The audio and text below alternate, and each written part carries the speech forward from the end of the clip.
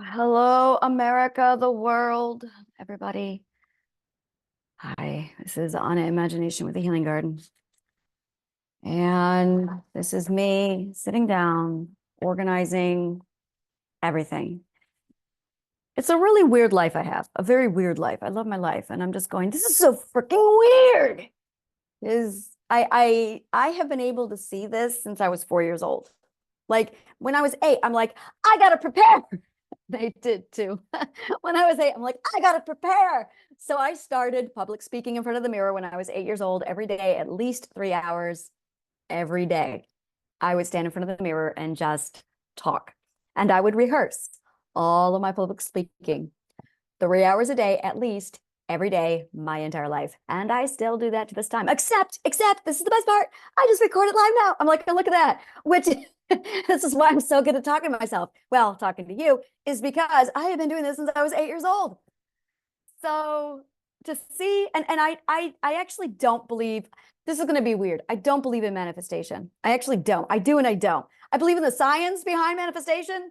And manifestation is just a really glorified word for mathematical projection and conditioning the subconscious mind and Pavlov dogging the subconscious mind to do whatever the hell it is you want it to do, to go exactly in the strategic direction you want it to go. It's like manifestation is, I'm going to throw this rock and there will be ripples. Throw the rock, ripples. I can manifest. So that's that to me is manifestation. So for me, it's garbage. It's crap. It's math and science. And so there's a lot of things like that where I look at it and I'm just like, so I call it manifestation because that's what everybody knows it as. And there are people going, I just want to know how to manifest. Great, learn math. And that's it. Just learn math. But I simplify it. I do. And really what you're doing is you are psychologically conditioning your mind to overcome your fear. So you increase your odds of success by setting up the strategic catalysts to get the desired response you want. It's just mathematical projection and chain reaction science combined with psychology. But psychologists don't study math, so they don't know shit. And psychologists don't study physics, so they don't know shit. And psychologists don't study Pythagorean psychology, so they don't know shit. And mathematicians don't study psychology, but they don't need to because they have problem solving skills, which is why mathematicians are really successful and really happy, wonderful people, is because they have problem solving skills, which is exactly what you learn in mathematics. Unfortunately, the education department is garbage. And the educational department doesn't teach things directly. So here is what every mathematician needs to be taught. Welcome to math. This is logic stage 2. Math is actually shorthand for all the stuff you learn in logic. Now, we're not going to teach you logic, says the educators who don't know a goddamn thing about education. So we're just going to skip the logic part and show you the short code for the stuff you're not going to learn. Now, you can't do math without eventually figuring it out, which is why math is so hard for so many people, is because they took the logic out. So as a result, you end up, yeah, it's really difficult. By the time you get to calculus 1, you got it figured out. You got a lot of it figured out. But it's all very unintegrated. It's very disintegrated. And that's what I want to talk about. We're going to talk about disintegration and we're going to talk about integration. Now, I have been back and forth on this for a long time. I do not respect educators, psychologists, or economists. I don't. Now, you got people. I respect people. I respect one-on-one person. I sit down with you and I will absolutely respect you. But that profession, oh, there's no respect for it. There's no respect for it. And I will tell you why. Because if they had done their job and if they actually knew what they were doing, then they would know that what they are doing is very toxic, very psychologically damaging, and they're hurting people. That really rubs my ethics the wrong way. Now, I have a whole lot of courses and a whole lot of everything where I sit down and I go that direction, but there's a problem that I run into. Probably 70% of educators and 70% of psychologists and 70% of anyone in a position of power, at least 70%, are narcissists. So, yeah. Yeah, I'm up against that.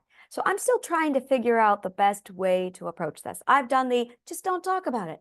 Walk away. I have done the whole I'm going to be angry and I'm going to get my soapbox and I'm like, Anna, I know, I got to get this out. I take your time.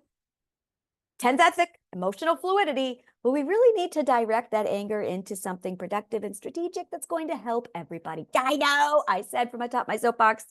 And it took me a while to calm down because I had a lot of unresolved issues. Turns out I was glorifying and I was actually I was going through fallen idol syndrome. I idolize psychologists. So I had to go through the dethroning of my childhood idol. So when that happened, I was like, all right, I've grieved. That was the anger process. That was me grieving over the loss of my childhood hero. And then I finally got to a point where I'm like, all right, the anger's passed. Now, when I do get a surge of anger, what are you going to do with the anger? I'm going to use it strategically. Good job. Great. How are you going to use it strategically? I'm going to put it in something productive like education. Very good. And where are you going to do that? On my courses. Very good. And here we are. So we're going to talk about disintegration. Disintegration, I'm going to do 2 courses on this one, but right now we're going to just talk about a brief introduction to disintegration, and then we're going to carry it over into the full volume of what disintegration really is. Disintegration is actually the dichotomy of integration. Now, if you do not know, dichotomy is in logic, it is A and not A. It just means not A. It's a placeholder, basically. It is exactly what that is. It's a placeholder. So just because something is not A doesn't mean it has to be anything else. For instance, this is my phone. Phone represents A. This is A. This is not A. See how this works? That's how that works. Now, that could also be B, which is a coffee mug, but it's also not A. So disintegration, integration is what's going on there is you literally have A, not A happening. Now, integration means that something has been put together. I want you to think of a clock or a watch. Let's do a watch. And a watch is made up of all the components, okay? When you integrate the components, you have one watch. Now, you might have, I have no idea. I've never taken apart a clock, but let's go with this. You have 5. Oh, shoot. I just had an epiphany. I need a minute.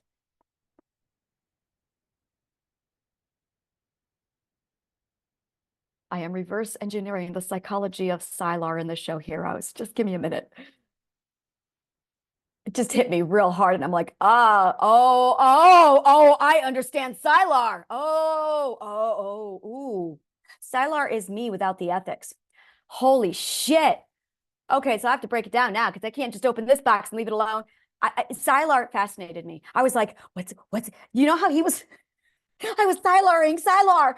Every time I see how you get it now. Oh, I get it now. I am Sylar with ethics. I am the ethical version of Sylar. I can do what he does.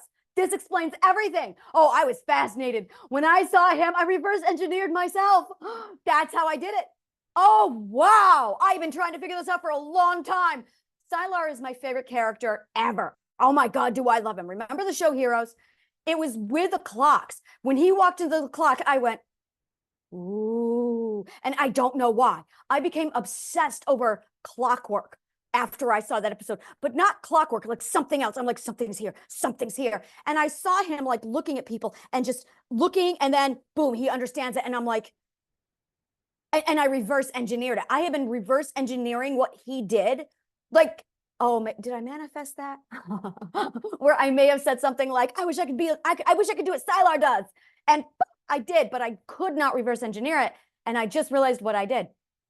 So what he's doing is he knows how to see things work. He just knows how things work. But he doesn't just know. He can see exactly the theory and the hypothesis behind how things work. It's advanced. It's not advanced. It's complex. It's complex. But once you understand, it just computes really, really fast. So it's simple, but complex is just a bunch of simplicities stacked together. It's integrated simplicity. There, that's complex. It's integrated simplicity. So for me, complex is simple. That's it. Simplest complex is just integrated simplicity. That's all it is. And when I first saw Heroes and it showed the whole clock store, I was just like, something about it just like, oh, I honed right into it. And then I remember him looking at the cheerleader, Claire, that's her name. And he was like analyzing her brain. And then he's like, there it is. And I was like, and he was explaining how he sees things work. And I was learning while he was explaining how things work. I'm like, he knows how things work. This explains so much. This explains all of me. Like, this explains everything. I can see something and I know how it works. I know how to find out how something works. Exactly like Sylar, except I don't hurt people because I have ethics. And when I just said a watch, and I have watches going through my head all day long. I'm constantly thinking about watches. I think about watches. I have a pocket watch, a gorgeous pocket watch, just sitting there. It doesn't work. Well, I mean, it does if I put a battery in it, but I don't value time enough to actually have it working. So it just sits there. And oh my God. Oh my God. I love this. Lizzie, could you please get my pocket watch? And if you can't, that's okay. All right, no, that's fine. She's like, no, I love it. My kids tell me no all the time. And I'm like, it's fine. Great job on the self-authority. Yeah, you go. So I have watches going through my head all day long. I'm constantly thinking about clockwork. I'm constantly ripping it apart. In fact, in one of my books, in Breaking Delusion, there's a part where I'm walking through a clockwork. Like I'm walking through the cogs in the machine. And I'm like, yep, this is where I am. One of my favorite Mickey Mouse cartoons is when they were inside the clock cleaning it. They were the clock cleaners. And I'm like, yes, I see how it all works. So that's how I see the world. I see the world. Oh, I remember. This is literal and metaphorical. I see the world like a giant clock. And so my whole life I've been walking around. By the way, this is what it looks like when you are speaking in both metaphor and literal at the same time. I literally and metaphorically saw clocks and everything. I look at them, I tear them apart. I see clocks. And so there's one part in Breaking Delusion, they're like inside the clock and we're walking through it. It's amazing. And then when I was breaking down the universe and I was starting to understand it, I suddenly saw the entire universe. It is literally a big clock. And I went, oh, it's just a big clock. We're inside a clock. The earth is a cog. Earth is a cog. Oh, this makes so much more sense now. And the planets are just, so the whole thing is moving so grandly and it's all time. So time happens the most, well, time doesn't exist at the center, which is you, the self should be at the center. There's no time here. This is why time doesn't exist, is because it's at the center. Time is relative to the center of the self. And the further you get away from the self, the more and more time happens. And so by the time you get out to the vastest of comets and planets, it all moves at a mathematical rotation. It's all just mathematical sequencing. It's really fucking boring. Really boring. So people who are going, oh my God, it's my astrology sign. You're telling the time. You're just telling the time. You are telling the time. That's all you're doing. You're telling the time with like 18 different clock pieces. Very anticlimactic. I took two days. I was sitting there diving into the world of clockwork and astrology. And I'm like, all right, because Plato valued it so much, he taught it. And I'm like, dude, you teach this. So I'm like, all right, Plato teaches this. This is something. And I knew that the astrology that Plato taught was not at all the same thing that ever. So I wanted to know what Plato's astrology was. And before they burned Alexandria, one of the very first things the Roman empires did was they illegalized astrology. They illegalized astrology. And then they burned down the universities. And I'm going, wow, what's going on with this? It was astrology. So I'm like, okay, it can't be their horoscope. What's really going on? I found out. It's just, so this is what it is. This is what I do. What I do is actual astrology. It's mathematical projection. So you absolutely know so much of how everyone and everything moves that when you throw a stone, you see all the ripples. So you can predict exactly where each ripple is going to hit, when and where strategically. So you know exactly how a society is going to rise, fall, move, interact with each other. It's very boring because it's predictable. So the philosophers could do this, where they knew exactly when the emperor was going to die, not die, but just when the emperor was going to fall, when the empire was going to collapse. They knew when all this was going to take place. I do believe I just found the catalyst for their plan. Yep, I've been looking for this. Being told that your empire is going to collapse would be a really big motivator for the empire to go, we got to do something about this. We got to do something. I found the catalyst.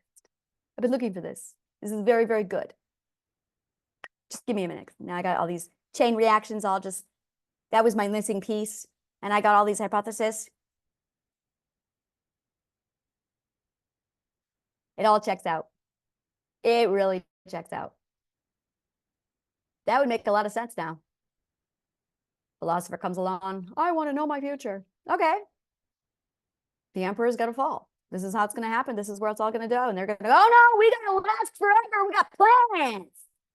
And I saw every single catalyst from every one of their plans from that point on, but I couldn't figure out the catalyst. I'm like, where's the catalyst? Astrology. They predicted the downfall. And the very first thing that happened was they burned down well, they illegalized astrology, and then they burned down Alexandria. That would be why. Been trying to figure that out. So I am an ethical version of Sylar. Yes. Awesome. That is awesome. I am so happy with my life right now. So I'm looking at this going, I am an anarchist. I am an activist, and I'm a pacifist. And I'm sitting here going, how societal change and societal solutions is like that. This is what I do. This is my job. Like, really, this is my job. I have all the education that I've got just so I could sit here and go, all right, let's fix society. And I got the solution. I got the healing engine. I've got everything all put together. It's all done. It's moving forward. And I'm just sitting here going, today's a thinking day. I know my thinking days. My thinking days feel like I'm not productive. They feel like I'm doing nothing and going nowhere because I'm doing nothing. But I need these days. So this is my Anna sits down and thinks about life, the universe, and everything day. And I have my philosopher's course, and I love my philosopher's course. And I'm sitting here going, where am I going to put all this stuff? Because I don't want to direct it into the people who don't want to hear it. I don't want to direct it. I don't want my entire feed to just be, I hate the government. I hate the government. I hate the government. I don't want to be that person. So I know those people, and I don't want to be those people. So I'm trying to figure out what is the best way for me to do this. And what I have are two podcasts that I use. I have my This Podcast Is Not a Conspiracy podcast, which I just have to say is the most clever podcast title ever. That is the fucking bomb. I love it. And it's not good enough. Hold on a minute. I got a hair in my mouth. Thank you. It's not good enough for me. It doesn't feel good. It doesn't feel, it's like, okay, great. You put your opinion on social media. Very good. You and 8 billion other people. Yep. Look at me. I'm a sheep. And I'm like, well, now what do I do? It doesn't feel good. And because it doesn't feel good, I mean, it feels good when I post it, but it doesn't feel productive good. I'm like, no, you gotta do something with this. All right. I know what I'll do. I'm gonna create in my philosophy course. And then it occurred to me, hey, Plato wrote a book called Plato's Republic. Well, he didn't call it Plato's Republic. He called it Republic. And I went, oh, well, this is my Republic. That's it. Anna's Republic. Well, I wouldn't call it Anna's Republic, but it's Republic. So I'm going, oh, I can do this. If he wrote a whole book about this is how you run a society, these are the instruction manuals, and here's how to do it, which is just the book I'm copying with my own, because, you know, he taught me. So I got to, of course, create my own thing. Thank you, Plato. So I'm like, well, he wrote Plato's Republic, which is literally the instruction manual on how to build a society 101. And I'm going, yeah, I get to build my own society. So, or fix this one. Well, we're going to need both. We're going to need both. We're going to need both for a very long time. We're going to need both. So I'm like, all right, I'm building my society. Woo-hoo. And I've got the solution to fix that one because dudes. But I've got 70% of all professionals who are narcissists. So they're going to cling to their power like, no, it's mine. And I'm like, really? Really? You know, that's what I'm up against. And I'm trying to figure out what I'm going to do with the toddlers. Now, somebody said to me, I love toddlers. Please don't call them toddlers. Fine. What do I do with the corrupted? There, we're just going to call them the corrupted. Now, I already have a plan for that. I've already got it down. But I'm going, how can I use this video time strategically, wisely, to the benefit of everybody? And I realized this philosophical section, this course that I have, Philosopher's Course, where I sit down and I go over everything on it can't stand about society, why it needs to be fixed, and how in 2 steps or more. That is exactly where I'm at. And I realized that a video like this, sitting down and introducing it and addressing this particular part of the course, is a phenomenal way to address this. Because as I find solutions, as I lay out okay, this is the illogical insanity. This is the insanity. You know what insanity is? It's actually illogic. Insanity literally means illogic. And I'm going, it's insane. They are insane. They are insane. And it's this beautiful realization of psychologists are insane. Did you know? Psychologists are insane. Did you know? Oh my God, that makes so much more sense now. I will explain. I was watching Tales of the Crypt.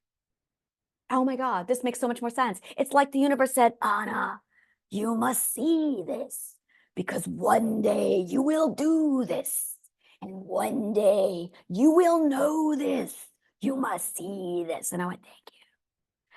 So there is a Tales of the Crypt episode where the police are concerned. There were some screams. So they arrive to this psychology facility and they're greeted by one of the doctors. He shakes his hands and they walk him through and everyone's like, yeah, okay, everything's great.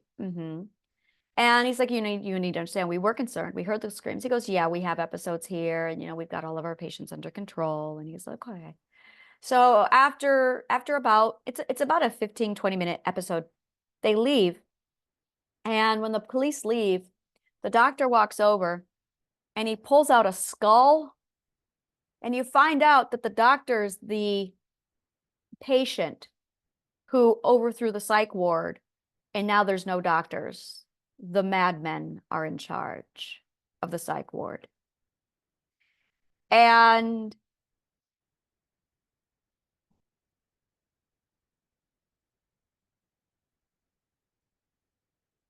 I say, I know the mind of a narcissist. Oh, do I so well. And they flock to positions of power 100% based upon their greatest insecurity. So a narcissist who is convinced true power is in mental health is going to become a psychologist. And a narcissist who feels that true power is in education is going to become a teacher. And a narcissist who feels that true power is in money is going to become a Wall Street wolf. But he doesn't have to hide that he's a narcissist. And somebody who seeks to control people by being their friend would become a salesman. Suddenly you can see how the entire world is divided by all the narcissists. After a while, eventually, all the positions of power and authority are just a bunch of narcissists. It really came out when I was speaking to one of my psychology friends, and she said to me, the office is just swarming with narcissists. And she's describing to me about the office politics of the psychology department. And she's explaining it to me, and I'm going, they're narcissists. And she's like, yeah, this is normal. But they're psychologists. Yeah.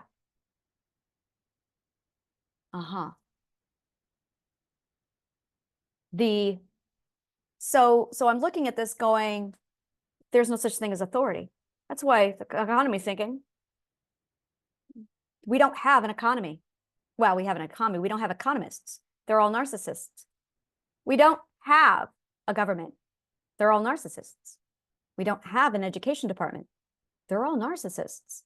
We don't have a psychology department. They're all narcissists. Now, they're going to have a lot to say about this, of course, which is why it's really important that I provide logic. The end, just logic. Logic. And when I present the logic, this is what I get back from them. Well, we didn't know. Precisely. Put down your expertise and your authority. So I finally got to a point where, and this is all power dynamic, by the way, this is 100% the power dynamics, and I'm a BDSM mistress of 30 years. I know this shit. So I'm going, this is just power dynamics. I know exactly what to do with power dynamics. So I'm playing this massive chess game. I'm really good at chess. So I'm like, all right, so power dynamics, got that all taken care of. All right. All right, know what I'm dealing with. And this is just it, is you just got to know what you're dealing with. Once you know what you're dealing with, they're disempowered. You're fine. So back to the clock is education is disintegrated. When a person becomes mentally ill, they become disintegrated. The parts of the self disintegrate into separate pieces. Disintegration does not mean dissolving into nothing. That can happen. That will happen. That's when you get consumption. So it's integration, and then it is disintegration, and then it is consumption. And the more you disintegrate, the more you get consumption. So integration is literally the only thing that cures consumption. So I realize between the articles I write, everything I do, it is a really good thing to just put it here and keep it logical, keep it simple, keep it clear, put it all down. I do have a satirical humor side that's absolutely going to the Bogart. It is making, well, I don't really have to make a fool of them. They've made a fool of themselves. It's just now we're going to laugh at the fool. And when you laugh at the fool, they lose the authority. So the question posed is, what happens in a society where you lose authority? Ethics, self-government, fifth ethic. You don't lose authority. There is no, power doesn't work that way. It's not, the police don't keep anyone in check. We're not all behaving ourselves because the police are present. When are we going to figure that out? Hello? We're not all good people because the police are here and watching. Has that ever occurred to you? Have you ever gone, should I do this thing? What if the police are watching? I mean, no one does this. If anything, we have the other problem of, oh, this has really gone bad. Should I call the cops? You know what's going to happen if you do. They're going to make a bigger mess of the problem. Don't call the cops. So most people don't call the cops because they're narcissists. Yeah, let's call the narcissist to show up to so no one's calling cops. So no one is doing any, we are good people because we are choosing to be good people. That's it. This is our reality and this is our truth. We are good people because we have chosen to be good people. We don't need them. Surprise! We can do it all on our own. Now this is empowerment. This is empowerment. The minute you realize you don't need the people in charge, well, who's running the country? Oh, not them. Look at the place. They're not running this place. Look at it. That's the problem. They're not running the place. The people run the country. The people run the country. Let them have their, and this is it really, let them have their nightmare. Let them do it. We don't need them. I figured out how. That's what I was doing for the last 2 years, was figuring out how the fuck to do all of life without a government or a system. I found it. So that's what we're doing. So that's the agenda. Now, Plato was up against the Roman Empire. He educated the Roman Empire. So, yeah.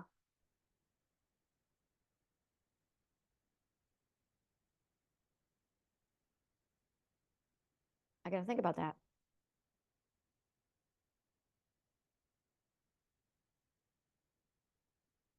The Roman Empire literally declared war on education in the 4th century. And they have been holding war against it ever since.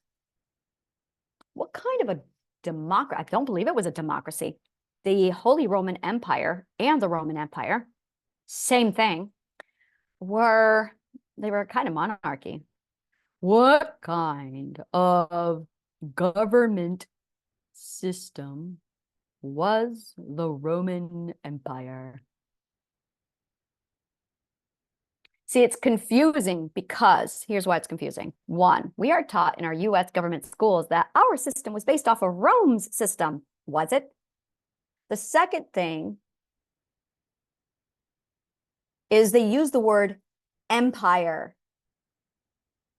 They had a Senate. They transitioned from a republic to an empire after power shifted away from a representative democracy to a centralized imperial authority. That's the confusion. See, I know Rome, I know what they did, but I'm going, yeah, but I've got information of what the government told me they did. And then I'm looking at DC, I'm looking at our own setup, and I'm going, okay, there's way too many lies. What's the truth? So I'm going to the National Geographic. So they were republic democracy. They switched over to imperial authority. Imperial for imperialization. Yep, that's how they did shit.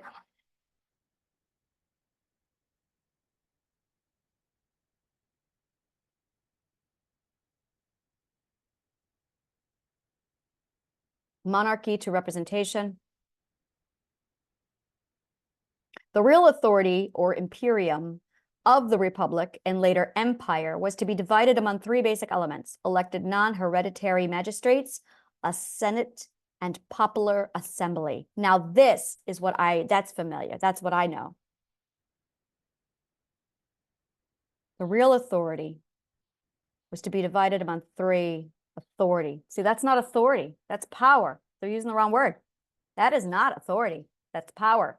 Authority belongs to the self and only the self. There is no shifting. You can't transfer authority. Did you know that? You cannot shift or transfer authority. It's yours. This is like BDSM 101. This is why we have a safe word. Except the sub in our case doesn't know that they have a safe word, and they don't know that they actually have the power. So they like, oh, there's nothing I can do. You know, you're the sub, right? You know, the power is 100% all yours. You're the people. Like, dude, self-authority is yours. You have the authority. It's the people. Like, this is how it works. But you don't want to take it down. We need the system. Remember the Matrix. Remember the Matrix. What did they say? There are people who need that system and they will die defending it. Leave the system alone. We're not going at, we need the system. And in fact, we are like, it's just an alternative. It's absolutely a pacifist alternative of self-governed people. And we are just taking advantage of the free market where we are going to do our own thing. So, and we are going to be a role model passively and set the example. And then when all the skeptics go, oh, you can do it that way. Yes, you can be ethical by choice. Yes. They're not choosing ethics because they don't think there's power in it. They're not choosing ethics because they don't think they can be rich and ethical. They don't want to be held responsible or accountable ethically, which is why they're not going near the ethics. So once you start to learn the ethics and you start to get this divide and you understand the way it's all in the system, and that's really vital to understanding the big picture, because you can't understand what's going on in your little world if you're not all the way back looking at the big full picture. And that's what's going on. So once you understand just how far it's gone and where it is, it's okay, well, I'm just going to go over here and I'm going to do my own thing. So do your own thing, but I have to have this place where I can direct this real problem I have. I have an ethical problem with people who are in a position claiming authority and they hurt others. And that's what's going on. Is the three people in the world. Now, parents are victims. Parents are 100% the product of all the bullshit that they were told. They're not walking around with degrees going, I'm a professional, I have an authority, I know my shit. They're not doing that. Parents are at the mercy of the educational system, at the mercy of all of it. And they're just trying to survive it. But it's the teachers and and they don't know better either, but they think they do, which is the problem. And when they lack so much understanding, like at this point, and this is it. If I were an educator today, I would be embarrassed going, I don't want to tell you what I do for a living. And that's really it. They're so ignorant that they don't even know that they're ignorant. So they're boasting, oh, I'm a psychologist. You should be embarrassed. You should be fucking embarrassed. You're responsible for this mess? How good are you? Look at the place. An economist, a teacher, these are people who should not be boasting their fields. Now, you've got a lot of people who are working down at the bottom. They are victims of the system. So it's really the professional educators at the very, very top. And I've met a few of them, and they are boasting like, oh, yeah, I've got 40 years education. Uh-huh. And you think you're doing a good job? Well, we're trying, but you're an educator. How do you try to be good at your job? You're an educator. How do you try to do that? Like, it's not hard. It's not hard if you know what you're doing. So what's the problem? What part of educate people are you fucking up? Like, you have 40 years education in this, and you seem to be struggling. So it's like, be confused, because they are that illogical, they are that uneducated. And once you understand, oh, they're idiots. Yes, they are narcissistic morons. Oh, yeah, there it is, light bulb. Oh, they're narcissistic morons running the planet, okay? Once you understand that they're narcissistic morons, you're good. That explains everything. All right, so we have narcissistic morons running the educational department, running the economics, running the psychology field. They are narcissistic morons. This makes sense. Yes, yes. All right. So now that we got narcissistic morons, we're going to shelve that. And this is where I'm putting together right now the 7 rules of narcissism. And I dived deep into what that looks like. Dove. I want to say divin. Linguistically, that's what sounds right. I've divin deep into this. Divin. Divin sounds like the right word, and it's totally not a word, but it feels like the right word. Divin. I've divin into this. I'm sorry. I think it should be divin, not dove, not dived. It's divin. I've divin into this. No, I'm saying it from now, and it's my word. I've divin into this, because dived and dove never felt right to me. So divin feels right. So I'm divin into this. Yes, that's it. And it's funny because every time I say the word dived or dove, I have the argument in my head. And I'm like, which is it? Which is it? I don't know which one it is, but they both feel wrong because they are both wrong. Choose the right one. Divin. Divin feels right. Go with divin. Okay. So I've divin into these. Oh, yeah. See, that feels so great. I've divin into both of these. And what I realized was this is a narcissist's true name. When you know true name, you know what you're dealing with. This is what the narcissist's true name is. They are a hypocrite. They are a hypocrite. And they are a magician, and they are a coward, and they are a salesman. And their ultimate secret is that you cannot figure this out. Because if you figure it out, the magic show ends, and they're building the delusion. So the whole thing revolves around the delusion of the narcissistic morons. All right? This is the reality. Because I'm an ontologist, so I know reality. So it took 30 years of ontology to figure this out. So you have the delusion of the narcissistic moron. I like to call him Mitchell. So Mitchell is the narcissistic moron who has built this delusion, when in fact he is a salesman, which is, I swear, Lester Letchworth, who's a great wizard, came down and said to Mitchell, I bequeath upon you 3 gifts. I give you the gift of sales. That way you may always deceive people with your talk. And then Lester Letchworth said, and I bequeath unto you the gift of magic. That way you have a box of tricks that you may forevermore use to swindle people with your talk. and sails, and I bequeath upon you your cowardice. That way you never need be responsible or put yourself in danger. So Mitchell, the narcissist moron, decided to build the world of delusion. And when he built the world of delusion, he decided that in order to obtain pure power, because he had none, that he would have to pursue it in false positions of power. And so he pursued any area that might speak to his true desire of being powerful, whether it be education or psychology or money, medicine, anything. And he began painting this world of delusion. And he started to tell us what truth was. And he started to tell us what reality was. And he started to tell us what ethics were. So he created a book called How to Be a Good Person, the Narcissist's Guidebook to How to Be a Good Person. I have that book, and I'll be sharing it with you. How to Be a Good Person. How to Be a Good Person. Written by a narcissist.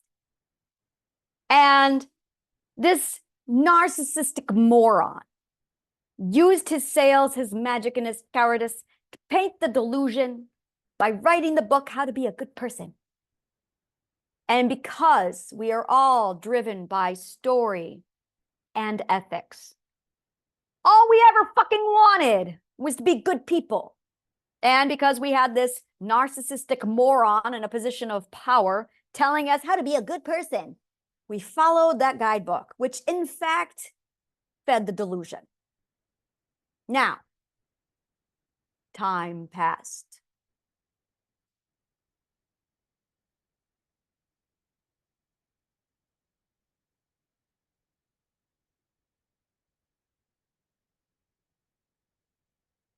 And here we are.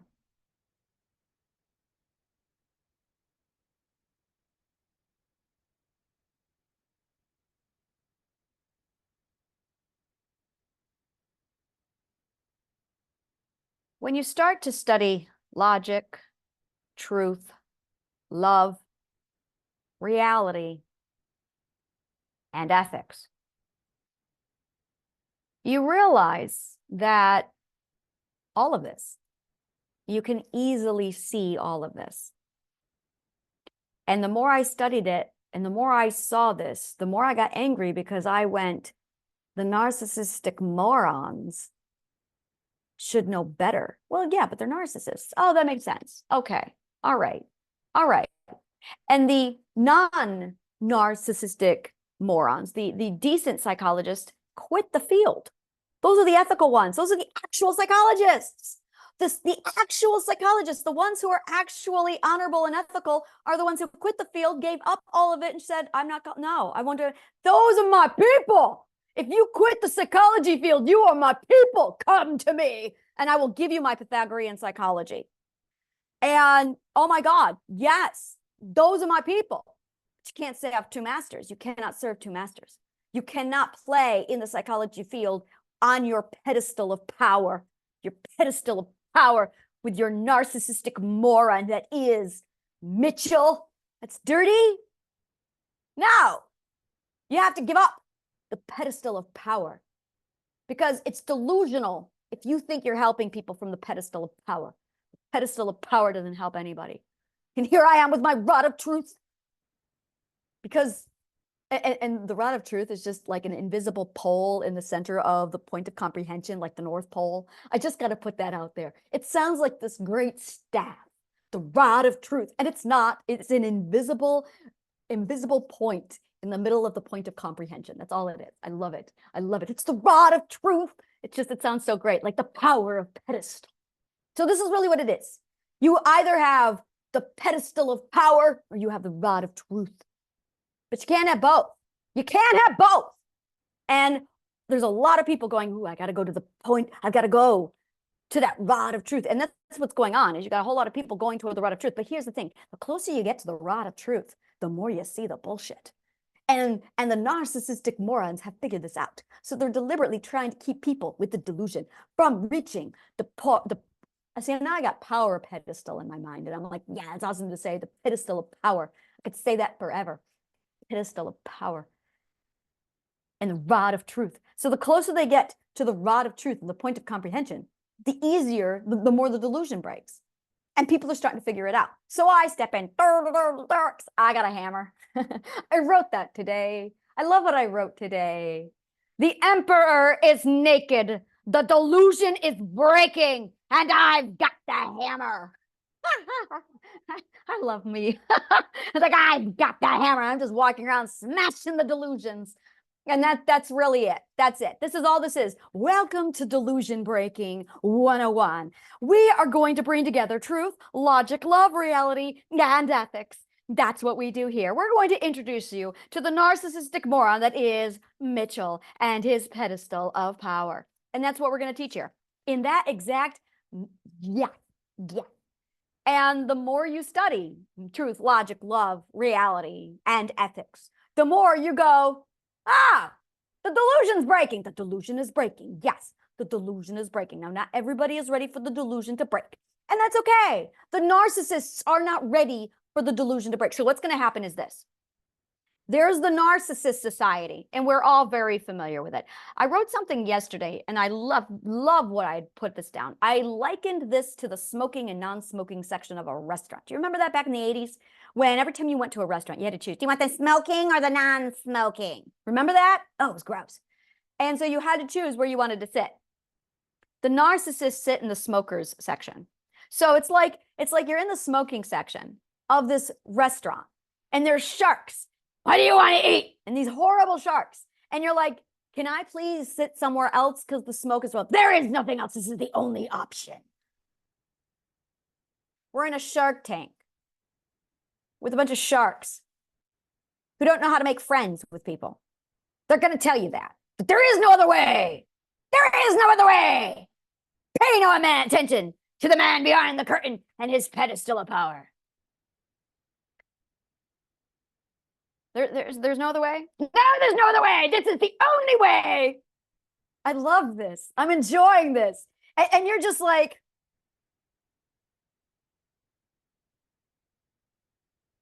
there's no other way. No. Because the minute you find another way, they got to change.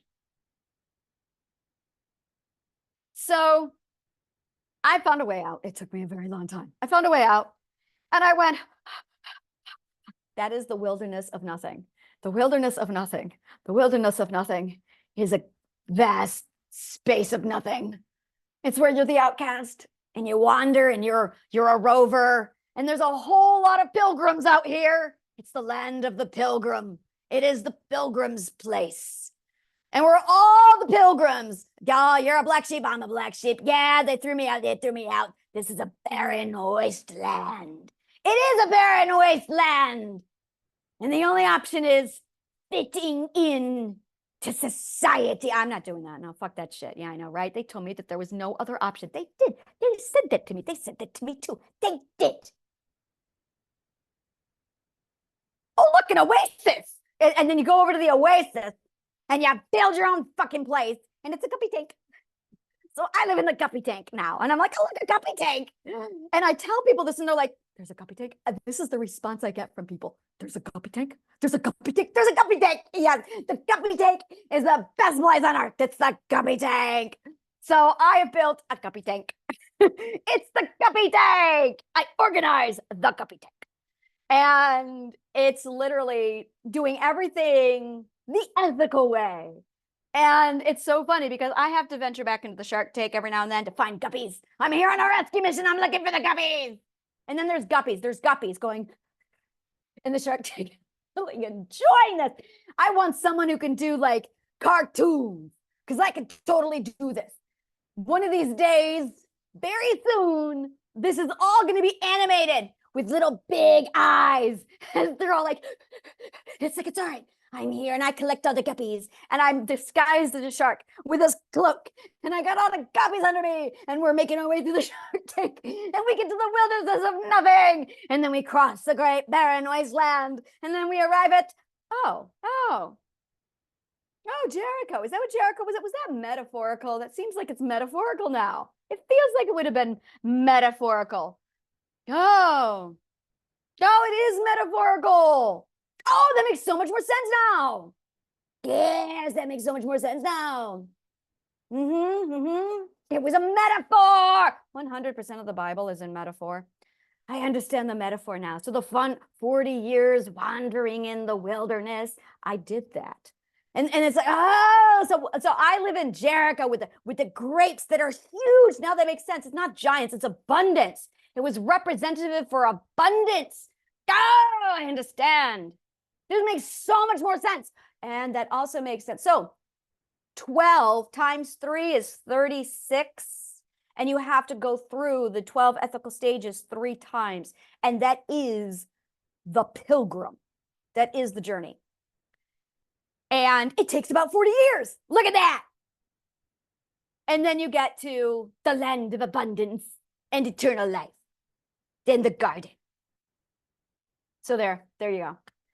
So that's the guppy tank. I'm going to go back to my guppy tank because that's so much more amusing. So here I am with my shark mask, and I imagine this really floppy, like fake thing. So when sharks talk to me, it's got this like, and it's got like one of those beady, those little googly eyes, misplaced. And it's like, yeah, everything's fine.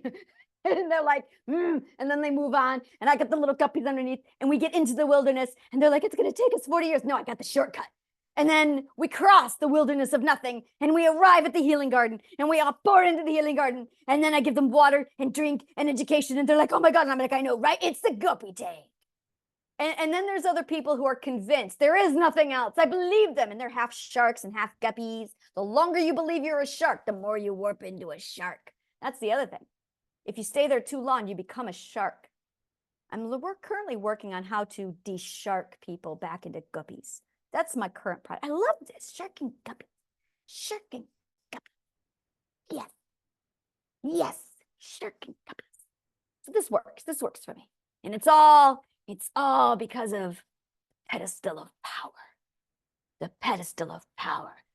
And the narcissistic moron that is Mitchell. And Lester Letchworth, who bestowed upon him his 3 gifts of salesman, magic, and cowardice. And Mrs. Penningroth. She's there too.